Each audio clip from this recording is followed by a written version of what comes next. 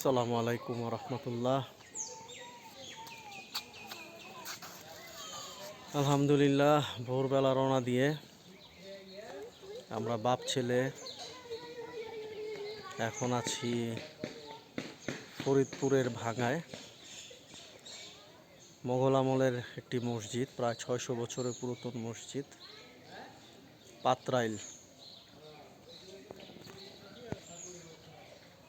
দিঘির পার জামে মসজিদ। মাশাআল্লাহ, অনেক সুন্দর মসজিদটি। মোগল আমলের মসজিদগুলো বেশ ছোট হয়, কিন্তু এই মসজিদটি তুলনামূলকভাবে অনেক বড়।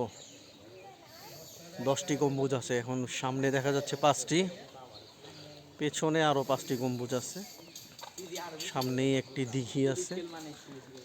আর এখানে জামাতের জন্য বেশ অনেক বড় একটি জায়গা।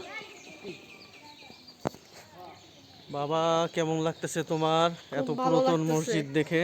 খুব ভালো লাগতেছে।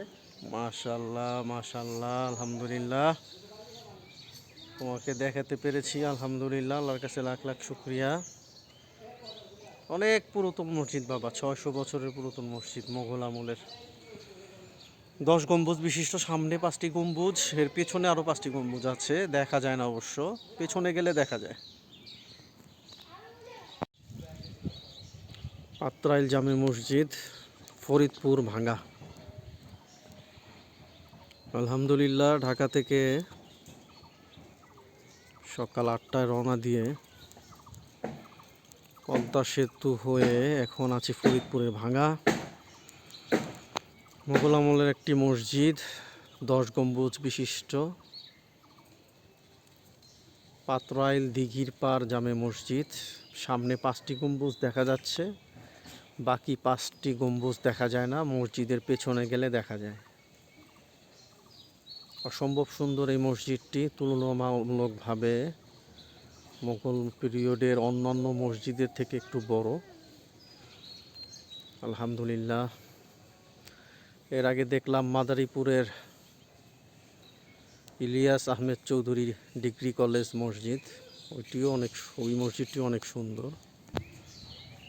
মসজিদটির সামনে খুব সুন্দর একটি দিঘি আছে।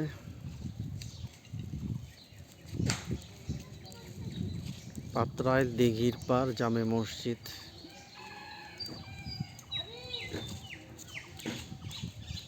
বাংলাদেশের একটি বিশেষ স্থাপত্য, 600 বছরের পুরনো মসজিদ। মসজিদের সামনে অনেকটুক জায়গা আছে নামাজ পড়ার জন্য।